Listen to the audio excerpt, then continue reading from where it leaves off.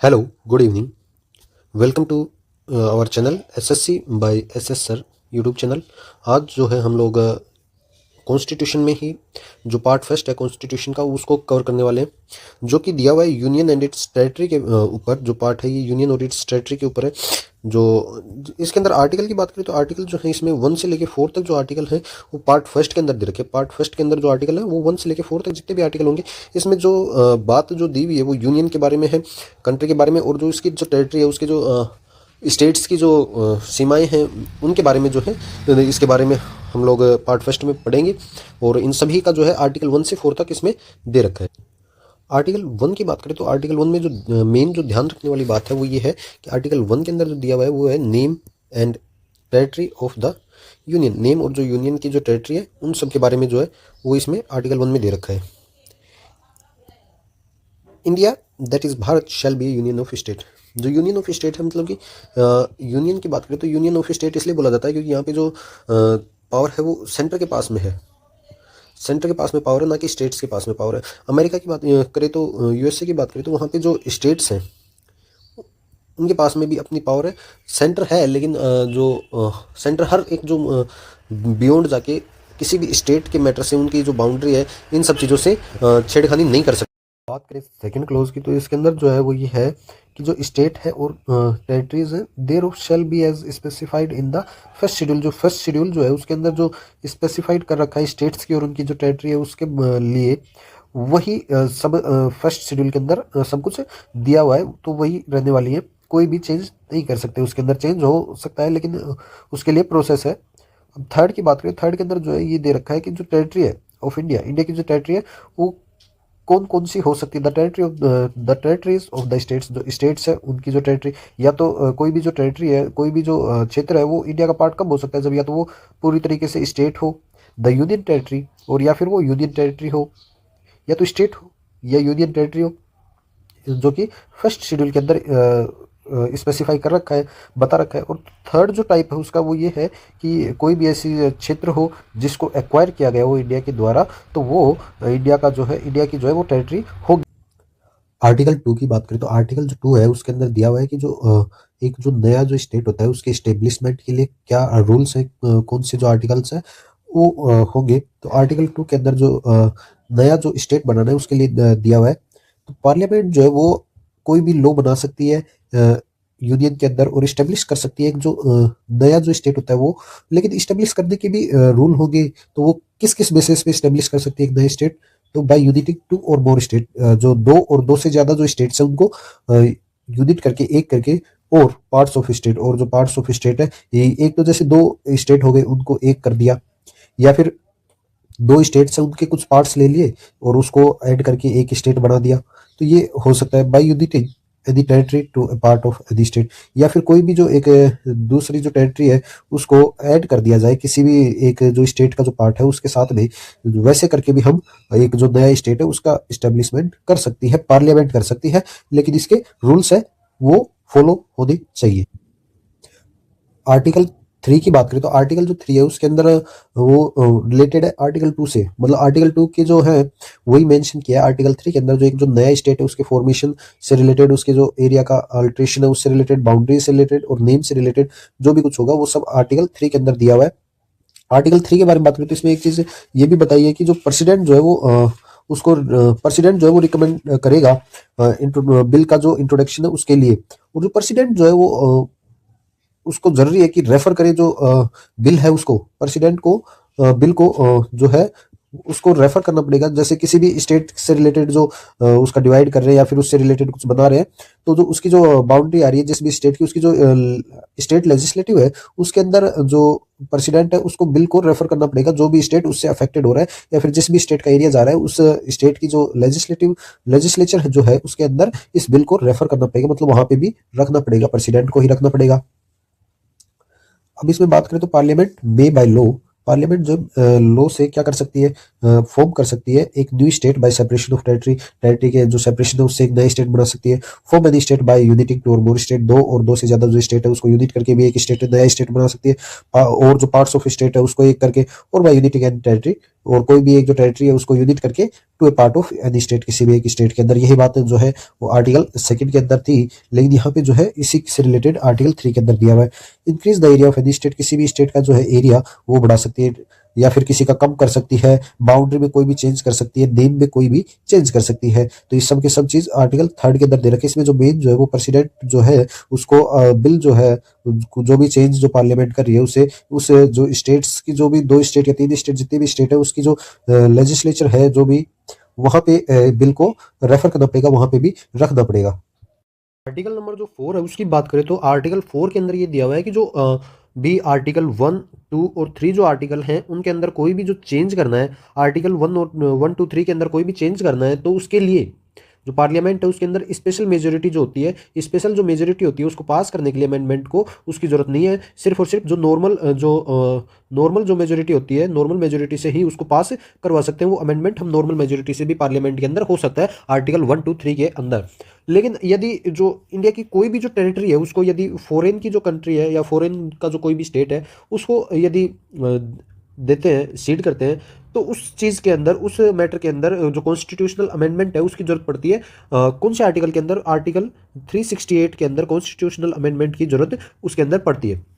अब बात करते हैं 12th जो अमेंडमेंट हुआ था। 12th जो अमेंडमेंट हुआ था उसके अंदर क्या होता है, गोवा, दमन एंड दीव और जो दमन एंड दीव जो है और गोवा जो है, इन दोनों को एज ए स्टेट जो है पोर्तुगल से 1961 के अंदर इंडिया के अंदर मिलाया जाता है, इंडिया की यूनियन टेरिटरी के अंदर मिलाया जाता है। अब उसके बाद में और जो स्टेट्स बनते हैं उनके बारे में देखते हैं कि 1960 के अंदर गुजरात जो है उस स्टेट का फॉर्मेशन होता है। ये महाराष्ट्र से अलग करके एक नया स्टेट बनाया जाता है गुजरात। 1972 के अंदर जो मेघालय, मणिपुर और त्रिपुरा, इन जो स्टेट्स का इन तीनों का फॉर्मेशन होता है। उसके बाद में 1975 के अंदर सिक्किम का फॉर्मेशन होता है। सिक्किम का फॉर्मेशन जो होता है ये होता है 36th जो कॉन्स्टिट्यूशनल अमेंडमेंट होता है इसके जरिए होता है, और ये अमेंडमेंट 1975 के अंदर होता है। ये चीज़ आपको ध्यान रखनी है, ठीक है। 1987 के अंदर गोवा और जो अरुणाचल प्रदेश है उनको स्टेट फॉर्म किया जाता है। 2000 के अंदर छत्तीसगढ़ और झारखंड और उत्तराखंड को स्टेट फॉर्म किया जाता है। और उत्तराखंड को है जो ये सिर्फ और सिर्फ इसका नेम जो है वो चेंज किया जाता है। इसको पहले जो है वो उत्तरांचल नाम से जाना जाता था, लेकिन उसके बाद में नेम चेंज करके इसको उत्तराखंड कर दिया जाता है। 2014 के अंदर जो है आंध्र प्रदेश का जो न्यू स्टेट की तरीके से न्यू स्टेट का जो है फॉर्मेशन होता है 2014 के अंदर, वो होता है आंध्र प्रदेश का। नेक्स्ट जो है इसमें पार्ट सेकंड की बात करें तो पार्ट फर्स्ट जो है वो था यूनियन और उसकी जो टेरिटरी है उससे रिलेटेड ही। अब जो पार्ट सेकंड जो है उसमें जो सिटीजनशिप है, सिटीजनशिप नागरिकता से रिलेटेड जितने भी आर्टिकल होंगे वो पार्ट 2 के अंदर आएंगे। अब इसमें आर्टिकल की बात करें तो आर्टिकल जो है वो है 5 से लेके 11 तक जो आर्टिकल है वो पार्ट 2 के अंदर है। पार्ट 2 मतलब सिटीजनशिप। आर्टिकल 5 की बात करते हैं। आर्टिकल 5 के अंदर जो स्टार्टिंग जो थी उसमें जो सिटीजनशिप दी गई थी शुरुआत के अंदर, जैसे कॉन्स्टिट्यूशन का निर्माण हुआ था उसके अंदर जो प्रारंभ में शुरुआत में जो सिटीजनशिप देने के लिए रूल्स जो बनाए गए उससे रिलेटेड जो है आर्टिकल 5 है। Citizenship at the commencement of the constitution, ये आपको ध्यान रखना है। अब इसके अंदर जो रूल्स थे वो 3 रूल्स थे, वो कौन से थे वो भी आपको ध्यान रखना है। तो फर्स्ट जो था वो ये था कि जो ऐसा कोई इंसान जो कि जिसका जन्म इंडिया की जो टेरिटरी है उसके अंदर हुआ हो, ऐसा कोई भी व्यक्ति जिसका जन्म इंडिया की टेरिटरी के अंदर हुआ हो उसे दी जाएगी, ठीक है भाई। सेकंड जो थी वो ये कि उसके या तो उसका जन्म हुआ हो इंडिया की टेरिटरी में या फिर उसके पेरेंट्स जो है वो यदि इंडिया की टेरिटरी में जन्म लिया हो उन्होंने तो भी उसे जो है सिटीजनशिप इंडिया की दी जाएगी, नागरिकता। या फिर थर्ड जो है वो ये रहा कि अगर कोई भी व्यक्ति या फिर कोई भी रेजिडेंट जो है वो इंडिया की जो टेरिटरी है उसके अंदर रह रहा हो 5 साल से ज़्यादा, अगर वो रह रहा है इंडिया की टेरिटरी के अंदर तो भी उसे सिटीजनशिप दे दी जाएगी। मतलब रह रहा हो लेकिन 5 साल से कम नहीं होना चाहिए, 5 साल से ज़्यादा होना चाहिए, तभी उसे सिटीजनशिप ऑफ इंडिया दी जाएगी। ये जो है वो जो रूल है ये शुरुआत के अंदर हुआ, जैसे देश आज़ाद हुआ, कॉन्स्टिट्यूशन बना, तो उस टाइम पे जब नागरिकता दे दी थी, सिटीजनशिप जो दे दी थी सभी को, तो उस टाइम के लिए जो ये 3 जो नियम है ये बनाए गए थे। ये आर्टिकल 5 के अंदर दिया हुआ है। आपको जो ध्यान रखने वाली चीज़ है आर्टिकल 5 के अंदर वो एक तो ये हो गई citizenship at the commencement of the constitution, और जो इसके जो 3 जो रूल थे जिसके बेसिस पे सिटीजनशिप दी गई, तो वो 3 चीजें आपको ध्यान रखनी थी। या तो उसका खुद का जन्म हुआ हो, या फिर उसके पेरेंट्स का जन्म हुआ हो, या फिर वो 5 साल से ज्यादा उसे इंडिया की टेरिटरी में रहते हुए हो गया हो, तो इन 3 चीजों के ऊपर इंडिया की जो नागरिकता है वो मिलेगी। आर्टिकल 6 की बात करते हैं तो आर्टिकल 6 के अंदर जो है, आर्टिकल 6 जो है उसके अंदर जो है right of citizenship of certain person who have migrated to India from Pakistan. अब ये जो आर्टिकल जो 6 है उसके अंदर जो है हम लोग क्या देखेंगे, जो भी राइट्स है राइट्स ऑफ सिटीजनशिप, सिटीजनशिप्स के जो भी राइट हैं, किन के लिए राइट हैं, तो ये उनके लिए राइट्स हैं, उनके बारे में बात हो रही है जो कि इंडिया माइग्रेट करते हैं। कहाँ से? पाकिस्तान से जो भी लोग इंडिया के अंदर माइग्रेट करते हैं तो उनसे रिलेटेड जो भी रूल्स हैं वो आर्टिकल 6 के अंदर दे रखे हैं। आर्टिकल 6 के अंदर जो रूल्स है वो ये है कि जो पाकिस्तान से जो इंडिया के अंदर माइग्रेट करते हैं तो उनसे रिलेटेड जो उनकी जो सिटीजनशिप है उससे रिलेटेड जो भी राइट्स है वो आर्टिकल 6 के अंदर। अब जो पाकिस्तान से इंडिया में जो माइग्रेट हो गई उसके लिए भी दो जो है वो चीज़ें रखी गई। पहली जो थी वो ये, या तो उसके जो पेरेंट्स जो हैं, पेरेंट्स में जैसे ग्रैंड पेरेंट्स हो गए या फिर उसके जो रियल जो जस्ट जो पेरेंट्स हो गए, वो यदि इंडिया की जो टेरिटरी है उसके अंदर बोर्न करते हैं, और इंडिया की भी कौन सी टेरिटरी, जो गवर्नमेंट ऑफ इंडिया जो एक्ट है, गवर्नमेंट ऑफ इंडिया 1935 का जो एक्ट है जिसके अंदर जो इंडिया की जो टेरिटरी है उसको डिफाइन कर रखा है, यदि उस एरिया के अंदर उसके ग्रैंड पेरेंट्स या फिर पेरेंट्स अगर जन्म होता है उनका वहाँ का, तो उसे जो है इंडिया की सिटीजनशिप मिल सकती है। ये उनके लिए कि जो पाकिस्तान से इंडिया आते हैं उनके लिए। अब दूसरा जो ये है कि यदि उनके जो वो 19 जुलाई जो 1948 है उससे पहले इससे पहले अगर इंडिया को माइग्रेट कर जाता है तो उसे सिटीजनशिप मिल जाएगी। बी के ये फर्स्ट है, या तो इससे पहले आ गया तो उसे सिटीजनशिप मिल जाएगी, या फिर बी में ही सेकंड जो है अगर 19 जुलाई 1948 को या फिर इसके बाद में आता है तो उसे जो सिटीजनशिप है वो मिल जाएगी। लेकिन मिलेगी कैसे, उसके लिए एक प्रोसेस है कि उसे अपॉइंटमेंट एप्लीकेशन लेना पड़ेगा, एप्लीकेशन भरना पड़ेगा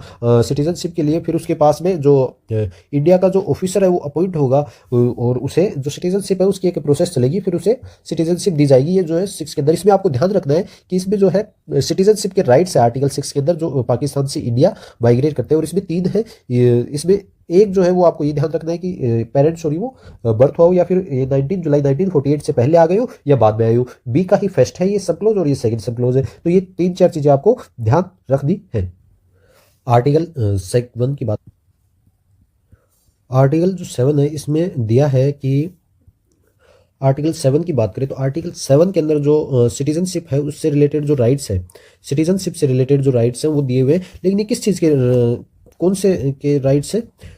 of certain migrants to Pakistan. ऐसे सिटीजन्स का जो है सिटीजनशिप राइट है जो कि पाकिस्तान माइग्रेट कर जाते हैं, लेकिन ये माइग्रेट कहाँ से करते हैं? From India. मतलब जो इंडिया से जो पाकिस्तान को माइग्रेट कर जाते हैं, और ये कब माइग्रेट करते हैं? 1 मार्च 1947 से पहले, 1 मार्च 1947 से पहले यदि कोई भी व्यक्ति जो इंडिया जो है उससे पाकिस्तान माइग्रेट कर जाता है तो उससे रिलेटेड जो सिटीजनशिप के राइट है उसके, वो सब के सब आर्टिकल 7 के अंदर दे रखे हैं। और इसमें ये डिफाइन किया गया है कि यदि 1 मार्च 1947 से पहले इंडिया से कोई भी व्यक्ति यदि पाकिस्तान को माइग्रेट कर जाता है तो उसकी इंडिया से जो सिटीजनशिप है वो नहीं रहेगी। Deem to be a citizen of India shall not, मतलब कि उसे कोई भी कंडीशन में इंडिया की सिटीजनशिप नहीं मिलेगी यदि 1 मार्च 1947 से पहले वो पाकिस्तान माइग्रेट कर गया है तो। और इसमें आप जो क्वेश्चन जो पुट होता है ये भी होता है कि यदि वो 1 मार्च 1947 के बाद में यदि वापस आते हैं इंडिया को ही और रीसेटलमेंट की बात करते हैं, परमानेंट रिटर्न की बात करते हैं, तो ऐसा कुछ भी आर्टिकल 7 के अंदर नहीं मेंशन किया गया है कि आप वापस आ सकते हैं, आपका रीसेटलमेंट हो जाएगा या फिर परमानेंट रिटर्न इंडिया में इशू कर दिया जाएगा किसी भी लॉ के जरिए। तो ऐसा कुछ भी आर्टिकल 7 के अंदर मेंशन नहीं किया गया है। अब आर्टिकल 8 की बात करते हैं। आर्टिकल 8 में जो दिया है, आर्टिकल 8 की बात करें, right of citizenship of certain person of Indian origin residing outside India. इसमें जो आर्टिकल जो 8 है उसके अंदर जो सिटीजनशिप के राइट्स दिए हुए ऐसे पर्सन्स के जो कि इंडिया ओरिजिन जो से रिलेटेड है, लेकिन वो जो रह रहे हैं उनका जो रेजिडेंट है वो इंडिया के आउटसाइड है, मतलब इंडिया से वो बाहर कहीं दूसरी कंट्री के अंदर रह रहे हैं, लेकिन उनका जो ओरिजिन है, उनकी जो शुरुआत है वो इंडियन ओरिजिन से हुई है। तो उनसे रिलेटेड जो सिटीजनशिप के राइट्स है वो आर्टिकल 8 के अंदर जो है दे रखे हैं। कोई भी ऐसा पर्सन जिसके पेरेंट्स और उनके ग्रैंड पेरेंट्स यदि इंडिया के अंदर बोर्न हुए हो और इंडिया के अंदर बोर्न हुए तो इंडिया के अंदर बोर्न हुए उसका भी जो गवर्नमेंट एक्ट जो है, government of India act 1935, government of India act 1935 से यदि वो इंडियन टेरिटरी के अंदर बोर्न होते हैं तो उस केस के अंदर कोई भी इंसान अगर उसके पेरेंट्स या ग्रैंड पेरेंट्स इंडिया में बोर्न करते हैं और वो इंडिया से आउटसाइड कोई भी कंट्री के अंदर रह रहा है, यदि वो चाहता है कि मैं इंडिया की जो सिटीजनशिप है वो लूँ तो वो ले सकता है। और उसके लिए उसे क्या करना पड़ेगा? एप्लीकेशन जो है वो लगाना पड़ेगा, और जिससे उसे काउंसलर जो रिप्रेजेंटेटिव है वो अलॉट होगा और वो सिटीजन जो है सिटीजनशिप उसे मिल जाएगी। ये आर्टिकल 8 के अंदर दिया हुआ है। और इसकी जो शुरुआत है वो जो 1992 के अंदर जो अमेंडमेंट होता है उसकी वजह से हो पाई है। 1992 के अंदर जो सिटीजनशिप अमेंडमेंट एक्ट है वो पार्लियामेंट के अंदर पास हुआ, जिसके अंदर यदि कोई फादर, किसी का भी फादर जो इंडियन के अंदर बोर्न करता है और वो अभी बाहर रह रहा है, तो वो इंडिया की नागरिकता ले सकता है। ये 1992 के अंदर जो पार्लियामेंट में जो सिटीजनशिप अमेंडमेंट एक्ट जो पास हुआ उसकी वजह से ये हो गया है कि कोई भी अब इंडिया से बाहर यदि रह रहा है, यदि उसके पापा का जो बर्थ है, जो फादर का जो बर्थ है वो इंडिया का हो, तो उसे भी सिटीजनशिप मिल सकती है। उसके लिए उसे जो काउंसलर जो है वो रिप्रेजेंटेटिव जो इंडिया का रहेगा वो होना चाहिए, वो रजिस्टर्ड होना चाहिए। लेकिन उसके लिए उसे एप्लीकेशन जो है वो लगानी पड़ेगी, तभी उसे जो काउंसलर है रिप्रेजेंटेटिव वो मिलेगा। ये सारी चीज़ें आर्टिकल 8 के अंदर दी हुई है। आपको ध्यान जो रखना है वो इतना रखना है कि आर्टिकल 8 के अंदर सिटीजनशिप के राइट्स हैं, और ये राइट्स उसके हैं जो कि इंडिया ओरिजिन का हो और लेकिन रह कहाँ रहा हो, कोई अदर जो कंट्री है उसके अंदर रह रहा हो, तो उससे रिलेटेड जो सिटीजनशिप के राइट है वो आर्टिकल 8 के अंदर दे रखे हैं। अब आर्टिकल जो 9 है उसकी बात करते हैं। आर्टिकल 9 के अंदर जो है वो दे रखा है कि persons voluntary acquiring citizenship of a foreign state not be citizen. Article 9 में साफ साफ स्पष्ट रूप से दिया हुआ है, यदि कोई भी पर्सन अदर जो कंट्री है, फॉरेन जो कंट्री है उसकी अदर सिटीजनशिप नागरिकता जो है वो ग्रैंड करता है, तो वो इंडिया का सिटीजन नहीं रहेगा। मतलब अपने जो इंडिया है उसमें ये है कि आप यदि इंडिया की सिटीजनशिप लेते हो तो वो सिर्फ और सिर्फ आप यही की सिटीजनशिप ले सकते हो। अदर जो कंट्री है उसकी यदि सिटीजनशिप आप ले लेते हो तो यहाँ की जो सिटीजनशिप है वो खत्म हो जाएगी, आप फिर यहाँ के सिटीजन नहीं रहते हो, इंडिया के सिटीजन नहीं रहते हो। ये आर्टिकल 9 के अंदर दिया हुआ है। इससे रिलेटेड ही आपको एक चीज़ और एक जो बात है वो और ध्यान में रखनी है कि जो सिटीजनशिप अमेंडमेंट एक्ट जो था, सिटीजनशिप अमेंडमेंट जो एक्ट था 2003 का, वो जो है जो दोनों के दोनों बोथ जो हाउसेज है उससे पास हो गया था, बोथ जो हाउसेज है उससे पास हो गया था दिसंबर 2003 के अंदर। और इसमें क्या होता है कि जो ड्यूअल सिटीजनशिप है, ऐसे जो ओवरसीज जो सिटीजनशिप है, ओवरसीज सिटीजनशिप के लिए जो ड्यूअल जो सिटीजनशिप है वो उससे रिलेटेड ये अमेंडमेंट एक्ट था, 2003 का था। तो ये भी आपको ध्यान में रखनी है, कभी कभी क्वेश्चन आ जाता है, ज़्यादा डीप में नहीं जाएगा। तो ये आपको कॉन्स्टिट्यूशन सिटीजनशिप अमेंडमेंट एक्ट 2003 के नाम से ध्यान रखना है। दिसंबर 2003 के अंदर ये दोनों हाउस जो थे उनके अंदर पास होता है, और ये जो रिलेटेड है इसमें ओवरसीज सिटीजनशिप से रिलेटेड है, ड्यूअल सिटीजनशिप से के लिए, ड्यूअल सिटीजनशिप के लिए और जो ओवरसीज सिटीजनशिप है उनके लिए ये रिलेटेड है। इसी में एक चीज और आपसे पूछ सकता है, वो भी आप ध्यान रख लेना। जो लक्ष्मीमल सिंघवी जो कमेटी थी उसने इसको रिकमेंडेशन किया था सिटीजनशिप अमेंडमेंट एक्ट 2003 के लिए। जो कमेटी जो थी लक्ष्मीमल सिंघवी कमेटी, उसी ने रिकमेंड किया था इस जो एक्ट के लिए। जो लक्ष्मीमल सिंघवी जो कमेटी है उसने सिटीजनशिप अमेंडमेंट एक्ट 2003 के लिए रिकमेंड किया था। और ये हर जो कंट्री है सभी कंट्री के लिए नहीं है, ये सिर्फ और सिर्फ 16 जो स्पेसिफिक कंट्री है उनके लिए ही है, जिसमें जो बात करें तो ऑस्ट्रेलिया, कनाडा और Finland, France, Greek, Ireland, Israel, Italy, Netherland, New Zealand, पुर्तगाल, Republic of Cyprus, Sweden, Switzerland, United Kingdom, United State of America, ये सब की सब इसमें जो 16 जो कंट्री है उनको इंक्लूड किया गया था। यदि इन 16 कंट्री के अंदर रहते तो ओवरसीज सिटीजनशिप, ड्यूअल सिटीजनशिप के बारे में दिया जाएगा। ये जो एक्ट है ये पास कर दिया गया था 2003 के अंदर। ओनली 16 कंट्री को ही इसमें इंक्लूड किया गया है।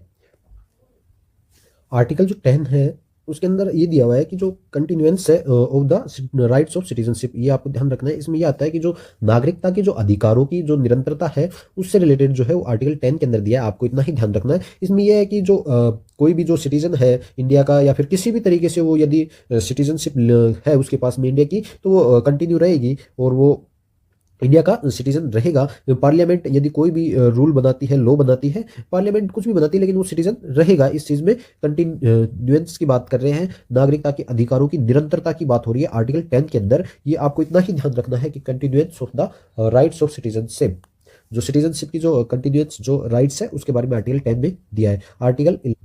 आर्टिकल जो 11 है उसमें, हाँ, आर्टिकल 11 की बात करें, आर्टिकल 11 की बात करें तो इसके अंदर जो parliament to regulate the right of citizenship by law, इसके अंदर दिया है कि जो पार्लियामेंट है वो रेगुलेट कर सकती है राइट्स को सिटीजनशिप के किसी भी लॉ से। अब इसमें बात करें तो आर्टिकल जो 11 है उसमें आपको ध्यान रखना है कि जो पार्लियामेंट है वो जो सिटीजनशिप के कोई भी जो राइट्स है उनको रेगुलेट कर सकते हैं, उनको चेंज कर सकती है, किसी भी लॉ के जरिए उनको चेंज कर सकती है। अब इसमें एक चीज़ ध्यान रखिए, पार्लियामेंट ने ही जो सिटीजनशिप राइट जो एक्ट था, सिटीजनशिप जो राइट एक्ट था 1955 का, वो बनाया था। और इसकी बात करें जो है सिटीजनशिप जो एक्ट है, इस 6 टाइम जो है वो चेंज हो चुका है, अमेंड कर दिया गया है, अमेंडमेंट कर दिया गया है इसमें 6 टाइम। और ये 6 टाइम कब कब किया गया? 1987 के अंदर पहली बार इसके अंदर अमेंडमेंट किया गया, फिर 1992 के अंदर दोबारा इसमें अमेंडमेंट किया गया, फिर 2003 के अंदर अमेंडमेंट किया गया, 2003 का हमने पढ़ लिया है, फिर 2005 के अंदर इसमें अमेंडमेंट किया गया, 2015 में अमेंडमेंट किया गया, और लास्ट जो लेटेस्ट जो अमेंडमेंट था वो 2019 के अंदर इसमें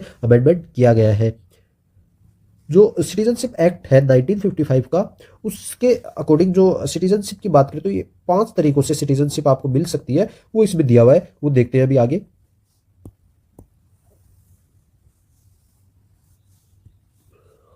जो 5 तरीके जो दिए हुए हैं इसके अंदर सिटीजनशिप एक्ट 1955 के अंदर, वो ये है कि बाय बर्थ, यदि आप बर्थ से इंडिया के अंदर हो, इंडिया की टेरिटरी के अंदर हो, तो आपको सिटीजनशिप मिल जाएगी। सेकंड बात करें तो बाय रजिस्ट्रेशन, रजिस्ट्रेशन करवा के आपने यदि इंडिया की जो नागरिकता है वो अगर ली हो, तो उससे आपको इंडिया की जो सिटीजनशिप है वो मिल सकती है।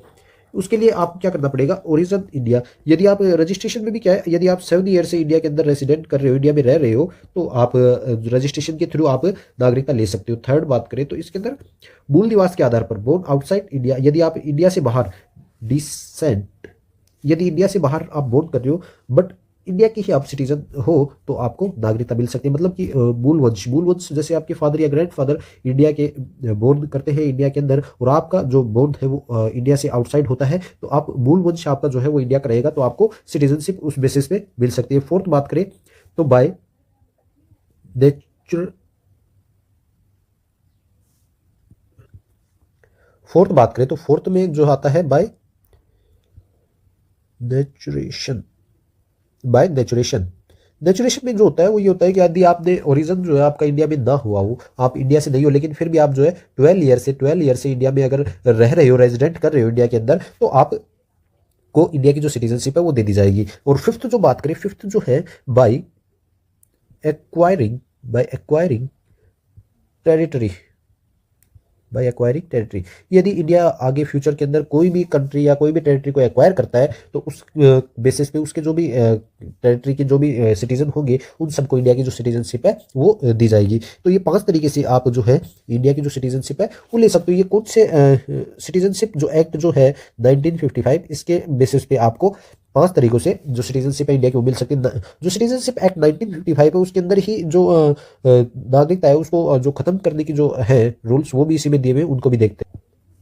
अब बात करते हैं जो सिटीजनशिप है, सिटीजनशिप को लूज करने की जो रूल्स है, किन बेसिस पे आप सिटीजनशिप खो सकते हो या खो दोगे, तो उनके बारे में बात करते हैं। तो बाय ओन विल सबसे पहले आती है आपकी खुद की जो इच्छा है, उसके लिए आपने खुद की इच्छा है कि मुझे नागरिकता नहीं रखनी, तो आप उसे छोड़ सकते हो खुद की इच्छा से, खुद की मर्जी से।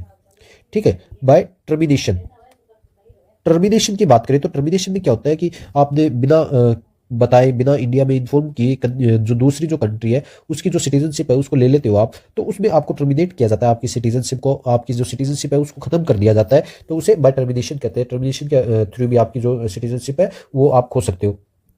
थर्ड जो बात करें तो बाय डेप्रीवेशन, डेप्रीवेशन की बात करें तो डेप्रीवेशन भी एक तरीके से खत्म करना ही होता है। तो इसमें जो होता है वो ये होता है कि यदि आपकी जो सिटीजनशिप है उसके अंदर कोई डॉक्यूमेंट ना हो, कोई माल फंक्शन ना हो, या फिर आप जो कंट्री जो है उसके जो एनिमी है, दुश्मन जो है, उसकी हेल्प कर रहे हो किसी भी वार के अंदर, इंडिया से, यदि इंडिया का कोई दुश्मन कंट्री है, उसकी इंडिया से लड़ाई चल रही है और आप उसके अंदर हेल्प कर रहे हो उस कंट्री की, तो भी आपकी जो है सिटीजनशिप जो है वो खत्म हो जाएगी। 3 तरीके से आपकी जो सिटीजनशिप है वो खत्म हो सकती है। तो आज हमने जो है वो पार्ट फर्स्ट कंप्लीट कर लिया है। पार्ट जो सेकंड है वो भी कंप्लीट कर लिया है। पार्ट फर्स्ट जो था उसमें आर्टिकल 1 से लेकर आर्टिकल 4 हमने कंप्लीट किए। पार्ट सेकंड की बात करें तो पार्ट सेकंड में 5 से लेकर 11 जो आर्टिकल है वो कंप्लीट कर लिए। टोटल बात करें तो पार्ट 1 और पार्ट 2 कंप्लीट हो चुके हैं। आर्टिकल की बात करें तो 1 से लेकर 11 तक के जो आर्टिकल है वो हमने कवर कर लिए। तो जो भी डाउट आ रहे हैं आपको किसी भी टॉपिक से रिलेटेड जो हमने पढ़ लिया अभी तक, उससे रिलेटेड आपको कुछ डाउट आ रहे हैं, कुछ क्लियर करना है, तो आप इसी वीडियो के कमेंट में कमेंट कर सकते हैं। प्रीवियस जो वीडियोस हैं उनको आप देखें, तभी रेगुलर से देखेंगे तभी आपको सब चीज़ें समझ में आएगी। धीरे धीरे सब चीज़ें इंप्रूव हो रही है। तो उम्मीद करता हूँ आपको जो है कंटेंट में विश्वास रखना है, ना कि तड़क भड़क में। कंटेंट आपको हर चीज़ें एकदम परफेक्ट मिल रही है, नोट्स जो है आपके वो भी बेस्ट है, समझाने का जो तरीका है वो भी बेस्ट है। तो आप लोगों को सिर्फ और सिर्फ कंटिन्यूटी के साथ में डेली एक क्लास देखते रहने हैं और आपका सब कुछ कंप्लीट हो जाएगा यहीं पे। तो आप देखते रहिए, और जो भी डाउट आ रहा है आपको और जो भी सजेशन हो आपको वीडियो से रिलेटेड कुछ भी, तो आप कमेंट कर सकते हैं। कमेंट करेंगे तो, और जो भी किसी को यदि आपको कोई वीडियो चाहिए किसी भी टॉपिक के ऊपर, तो भी आप कमेंट कर सकते हैं, मैं वो भी बता दूंगा, डाल दूंगा, अपलोड कर दूंगा। तो आपको कुछ भी नीड हो वो आप कमेंट करके बता सकते हैं। Thank you and have a nice